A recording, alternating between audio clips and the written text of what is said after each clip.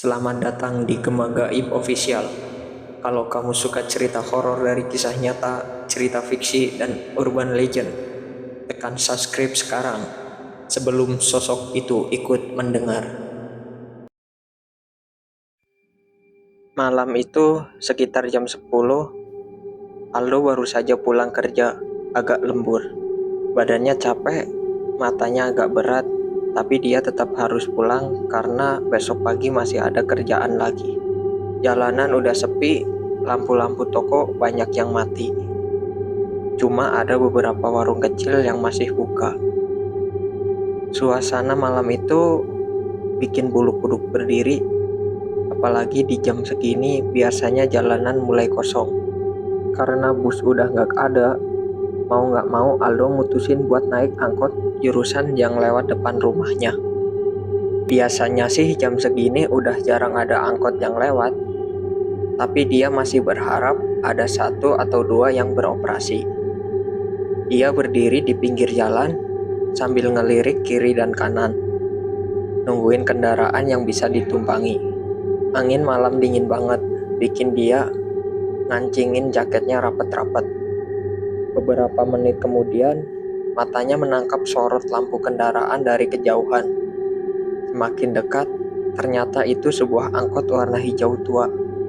Dari luar kelihatannya agak tua, catnya udah kusam, tapi lampu depannya nyala terang. Angkot itu berhenti nggak jauh dari tempat Aldo berdiri, seperti lagi ngetem nunggu penumpang. Aldo langsung jalan mendekat dari luar. Dia lihat supir angkotnya duduk santai sambil ngerokok. Wajahnya kelihatan biasa aja, agak tua, mungkin sekitar 40-an. Dari cara duduknya, supir itu kelihatan tenang, nggak ada yang aneh. Tanpa curiga, Aldo langsung naik ke dalam angkot itu. Begitu masuk, Aldo sedikit lega karena ternyata angkot itu nggak kosong. Ada beberapa penumpang yang duduk di dalam. Seorang ibu-ibu dengan kerudung lusuh duduk di pojokan, tangannya memeluk tas kain. Wajahnya menunduk seakan nggak peduli sama sekitar. Di sebelahnya, ada seorang bapak-bapak pakai jaket lusuh, duduk diam dengan tatapan kosong keluar jendela. Sementara itu, di dekat pintu, ada seorang cewek muda, rambutnya panjang terurai, bajunya sederhana, tapi wajahnya pucat banget. Dia duduk sambil menatap lurus ke arah depan, gak banyak gerak. Aldo sempat mikir, alhamdulillah masih ada yang naik, jadi gak sendirian di jalan malam. Dalam hati, dia merasa agak tenang karena ada penumpang lain. Soalnya dia tipe orang yang paling gak suka naik kendaraan umum sendirian malam-malam. Angkot pun mulai melaju. Suara mesin tua itu terdengar agak berat. Sesekali bergetar seperti batuk-batuk. Dari luar, suara angin malam berhembus masuk lewat jendela yang setengah terbuka. Jalanan yang dilewati semakin sepi. Cuma ada lampu jalan kuning redup yang sesekali menyorot ke dalam angkot. Tapi anehnya, suasana di dalam itu hening banget. Gak ada satupun penumpang yang ngobrol. Biasanya kalau ada ibu-ibu atau bapak-bapak, minimal ada suara batuk, suara geseran tas, atau suara bisikan kecil. Tapi kali ini gak ada sama sekali. Semuanya diam kayak patung. Aldo duduk agak di tengah, sambil sesekali ngeliat ke penumpang lain. Ibu-ibu di pojok masih menunduk, gak pernah gerak. Tangannya tetap melingkar di tas kainnya. Bapak-bapak di ujung sama saja. Dari tadi tatapannya lurus keluar jendela, gak pernah kedip. Cewek muda di dekat pintu juga gak berubah posisinya. Rambut panjangnya jatuh menutupi sebagian wajah pucatnya. Awalnya Aldo berusaha gak mikirin. Dia bilang ke dirinya sendiri, Mungkin mereka lagi capek atau lagi mikir sesuatu. Tapi makin lama, rasa nggak enak mulai muncul. Keheningan itu bikin suasana jadi makin mencekam. Suara mesin tua angkot dan desiran angin malam justru makin mempertegas betapa sepinya di dalam. Aldo coba alihin pikiran dengan lihat keluar jendela. Jalanan yang dilalui semakin sepi. Kiri kanan mulai jarang ada rumah. Lampu jalan pun makin jarang. Hanya ada kegelapan dengan pohon-pohon besar yang berdiri di pinggir jalan. Kadang, bayangan pohon itu masuk ke dalam angkot lewat jendela, bikin suasananya makin dingin. Tiba-tiba, Aldo sadar kalau dari tadi dia nggak pernah dengar suara supir. Biasanya, supir angkot suka batuk, bersiul, atau minimal ada suara dari mulutnya. Tapi supir ini benar-benar diam, fokus nyetir, tangannya kaku di setir, dan matanya lurus ke depan. Rokok yang tadi di tangannya juga udah gak kelihatan lagi. Aldo menelan ludah. Perasaan aneh itu semakin kuat. Ia coba lihat lagi ke penumpang lain, berharap ada sedikit gerakan yang bisa bikin suasana lebih hidup. Tapi tetap sama, semuanya kayak patung. Ibu-ibu di pojok, kepalanya masih nunduk, rambutnya menutupi sebagian wajah dari posisinya. Aldo bahkan gak bisa lihat matanya. Bapak-bapak di ujung, tatapannya gak berubah. Matanya kosong, seperti orang melamun, dalam keadaan beku. Dan cewek muda di dekat pintu, wajah pucatnya bikin Aldo ngerasa aneh. Kulitnya kayak terlalu putih, hampir kayak gak ada darah yang ngalir. Suasana di dalam angkot itu semakin bikin sesak. Aldo coba atur napasnya, berusaha tenang. Tapi bulu kuduknya udah berdiri semua. Perjalanan yang biasanya terasa biasa saja, malam itu terasa panjang banget. Ia sempat berpikir buat turun di tengah jalan, tapi masih menahan diri. Paling cuma perasaan gue aja, batinnya. Tapi rasa nggak enak itu makin kuat. Ia bahkan mulai merasakan hawa dingin yang nggak biasa. Seperti ada angin yang mengalir dari arah penumpang lain. Padahal semua jendela angkot udah tertutup. Aldo merapatkan jaketnya, matanya terus bergantian melihat penumpang, supir, dan jalanan di luar. Angkot terus melaju menembus kegelapan malam, dengan keheningan yang bikin suasana makin gak wajar. Sampai di titik ini, Aldo mulai sadar ada yang janggal banget sama angkot yang dia tumpangi. Aldo duduk gelisah, matanya berkali-kali menoleh ke kanan dan ke kiri, mencoba memastikan kalau yang dia lihat itu benar-benar manusia. Tapi makin lama, makin jelas ada yang gak beres. Dari semua penumpang, gak satu pun menunjukkan tanda-tanda kehidupan normal. Mereka ada di situ, tapi seolah-olah hanya sekedar wujud tanpa jiwa. Ibu-ibu di pojokan yang sejak tadi kepalanya menunduk, sama sekali gak bergerak. Bahkan ketika angkot ngerem mendadak karena ada jalan berlubang. Tubuhnya gak terpental, tetap kaku di posisi yang sama. Rambutnya yang menutupi wajah juga gak berubah arah, seperti lengket menempel di pipinya. Aldo merinding, rasanya mustahil kalau itu manusia biasa. Bapak-bapak dengan jaket lusuh di ujung sana pun gak kalah aneh. Dari tadi pandangannya lurus keluar jendela, matanya melotot, tapi gak pernah berkedip. Aldo sempat perhatiin beberapa menit, dan betul, kelopak matanya gak bergerak sama sekali. Siapapun tahu, gak mungkin ada manusia yang bisa nahan kedipan selama itu. Tatapannya kosong, gak hidup, kayak boneka. Dan yang paling bikin Aldo makin salah tingkah adalah cewek muda yang duduk dekat pintu. Wajahnya pucat, matanya sayu, rambutnya panjang tergerai. Sekilas, dia kelihatan kayak cewek normal yang lagi capek pulang kerja. Tapi ada hal yang bikin bulu kuduk Aldo berdiri. Baju cewek itu basah kuyup, seperti habis kehujanan. Tapi anehnya, lantai angkot tetap kering. Bahkan tidak ada setetes pun air yang menetes dari rambut atau bajunya.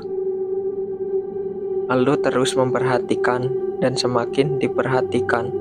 Kulit wajah cewek itu terlihat sangat pucat, hampir kebiruan. Seolah-olah darahnya sudah lama berhenti mengalir. Aldo menghela nafas panjang. Kepalanya dipenuhi pertanyaan. Apa gue salah naik angkot ya? Kok semuanya aneh banget? Ini orang-orang kenapa bisa diem semua? Atau jangan-jangan mereka sengaja? Pikiran itu terus menghantui dan mencoba menenangkan diri dengan menatap keluar jendela. Tapi pemandangan di luar malah bikin tambah takut.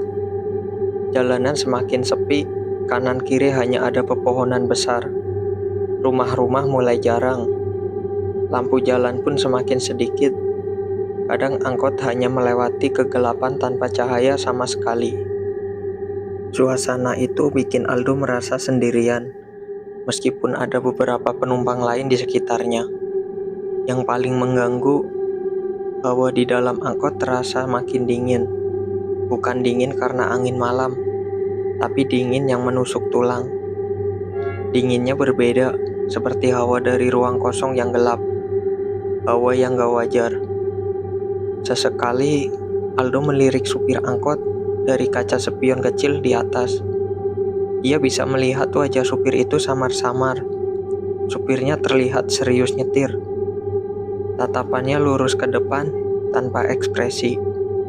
Sama sekali gak ada suara keluar dari mulutnya. Padahal biasanya supir angkot paling gak suka bersiul, nyetel musik atau ngobrol. Tapi supir ini diam total, kaku kayak robot. Jantung Aldo mulai berdetak lebih cepat. Semakin lama duduk di dalam angkot itu, semakin kuat rasa takutnya. Tangannya yang tadinya tenang, sekarang sudah mulai berkeringat. Dia berusaha meyakinkan diri sendiri kalau ini cuma sugesti karena capek kerja. Tapi semua yang dilihat jelas bukan halusinasi. Tiba-tiba, angkot itu masuk ke jalan yang lebih gelap. Pohon-pohon besar menjulang, ranting-rantingnya sampai menutupi bagian jalan. Aldo makin panik. Perasaan kayak dikurung di dalam ruang yang penuh bayangan, gak bisa dia hindari.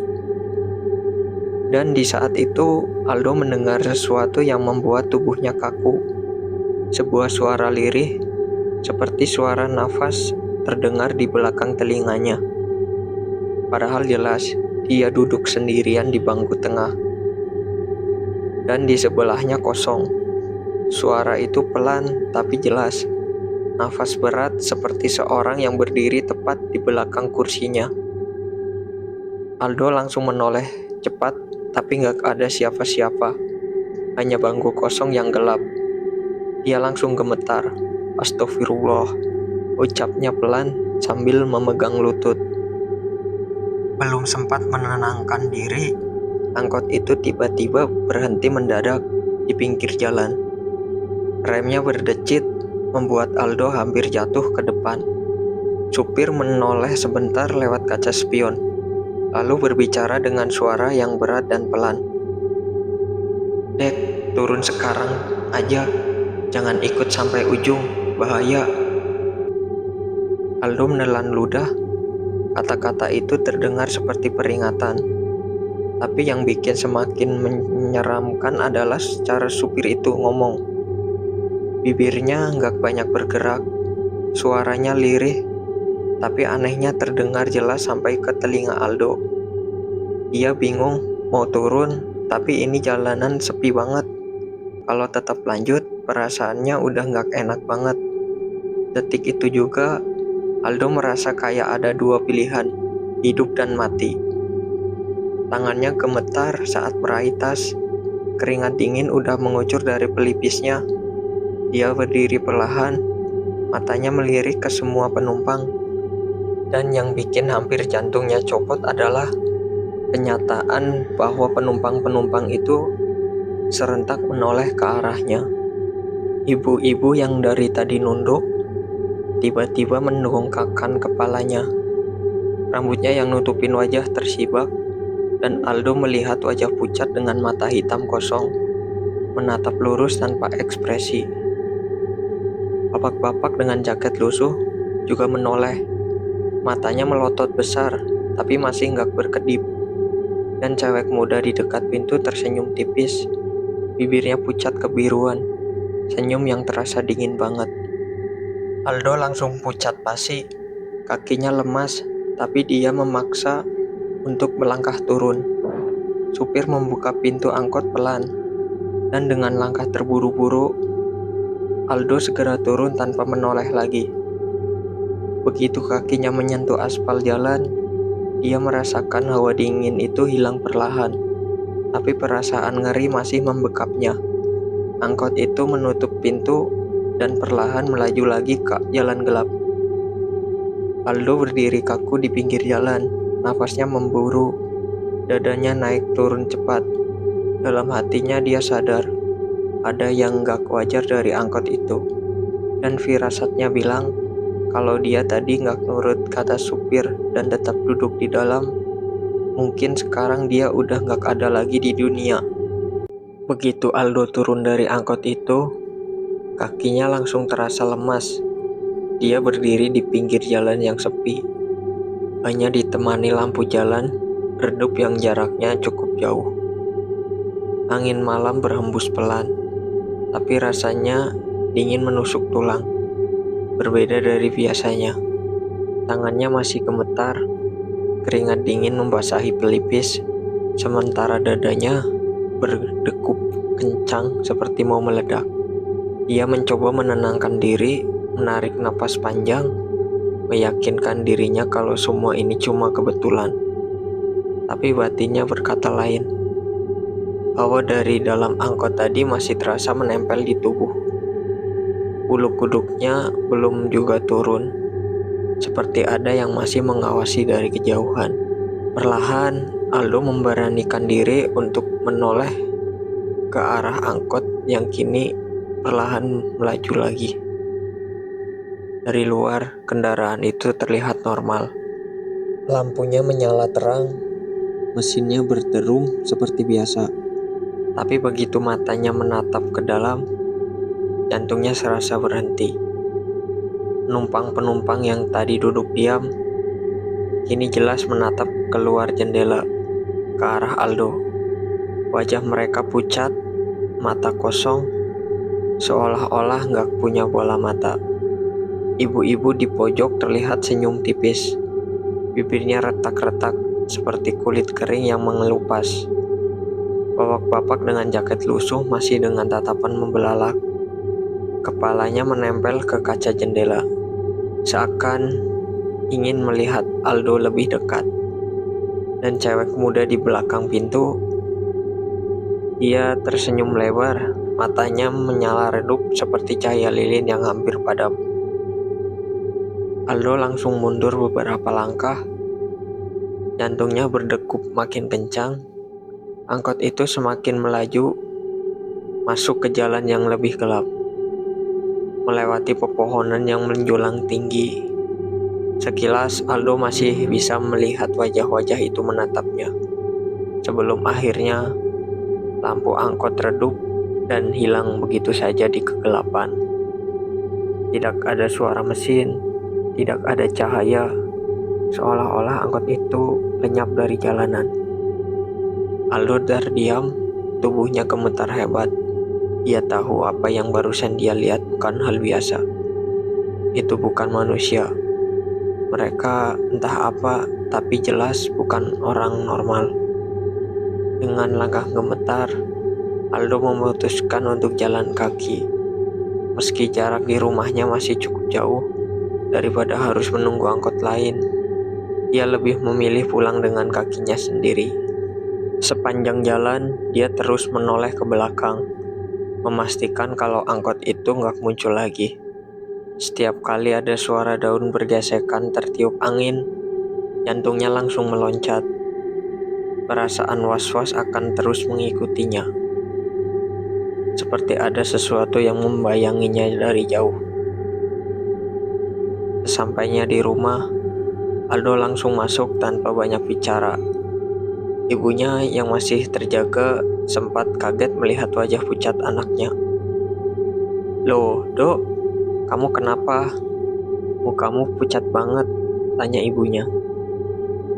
Aldo hanya menggeleng, tidak sanggup bercerita saat itu juga. Ia masuk ke kamar, mengunci pintu rapat-rapat, lalu duduk di ranjang dengan tubuh yang masih gemetar. Malam itu, dia hampir gak bisa tidur. Bayangan wajah-wajah menyeramkan itu terus menghantui pikirannya. Keesokan paginya, Aldo baru berani cerita ke seorang tetangganya yang sudah lama tinggal di daerah itu. Begitu mendengar ceritanya, wajah tetangganya langsung berubah serius.